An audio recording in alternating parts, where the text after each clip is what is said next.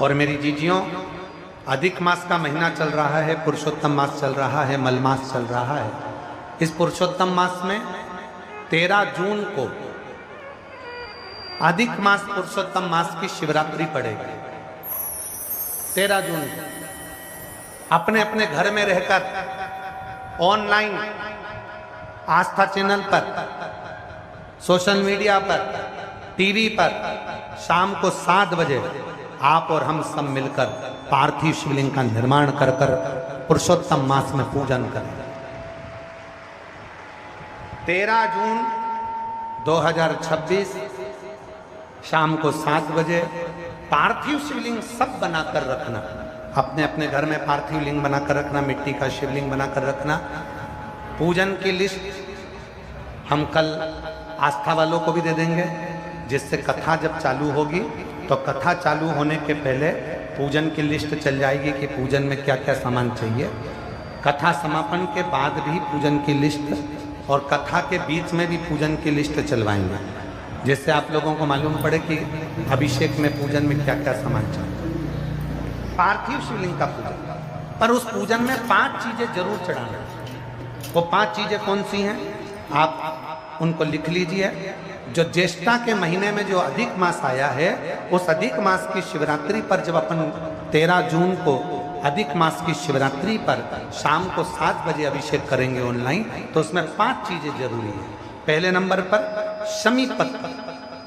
शमी पत्र ज्येष्ठ के महीने में जो शिवरात्रि होती है, उस शिवरात्रि पर जब हम शमी पत्र शिव को चढ़ाते हैं पार्थिव पूजन में, तो हमारे घर में कोई भी व्यक्ति अगर रोग से ग्रसित है या बीमारी उसको आने वाली है या बीमारी से कोई दुख है, तकलीफ है, तो शमी पत्र चढ़ाने से वो दुख उसका समाप्त हो जाता है, उसकी बीमारी मिट जाती है। तो पहले नंबर पर शमी पत्र।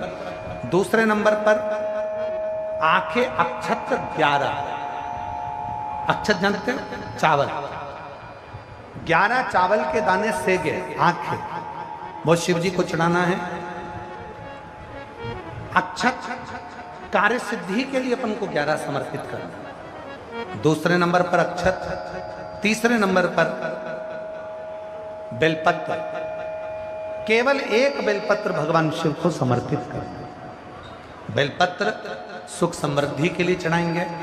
और चौथे नंबर पर कनेर का पुष्प, जो ज्येष्ठा अधिक मास की शिवरात्रि है, उस पर कनेर का पुष्प चढ़ाएंगे।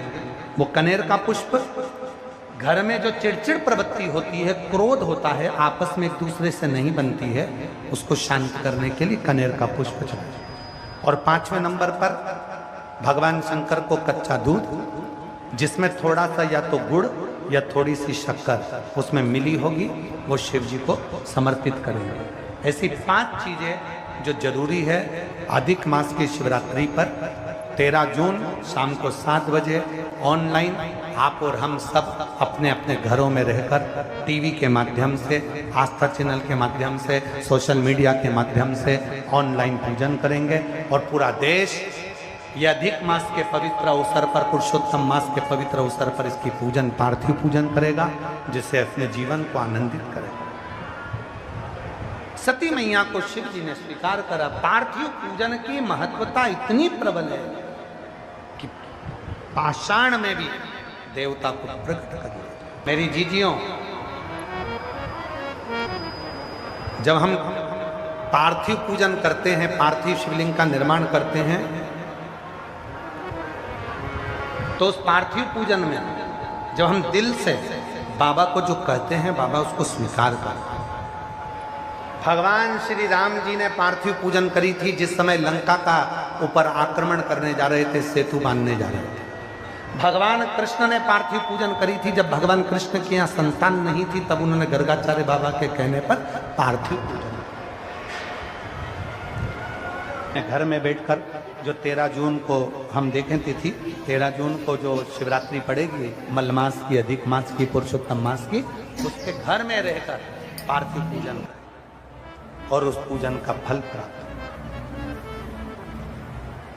कैसा भी रोग हो, कैसी भी तकलीफ हो, वो समाप्त हो। 3 साल में एक बार जो ये मलमास आता है, इसकी जो शिवरात्रि है वो हमें सुख प्रदान करती है। एक बार मलमास आता है हर 3 वर्ष में मलमास आता है और मलमास के अंतर्गत, अधिक मास के अंतर्गत, पुरुषोत्तम मास के अंतर्गत जो शिवरात्रि आती है, तो शिवरात्रि पर यदि पार्थिव शिवलिंग बनाकर पूजन करी जाती है तो काया का कैसा भी रोग हो वो समाप्त होकर ही रहता है।